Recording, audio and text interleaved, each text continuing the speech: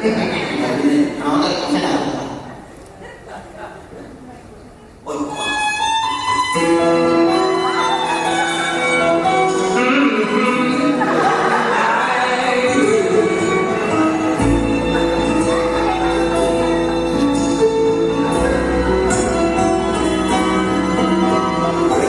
vengo a decirle un secreto.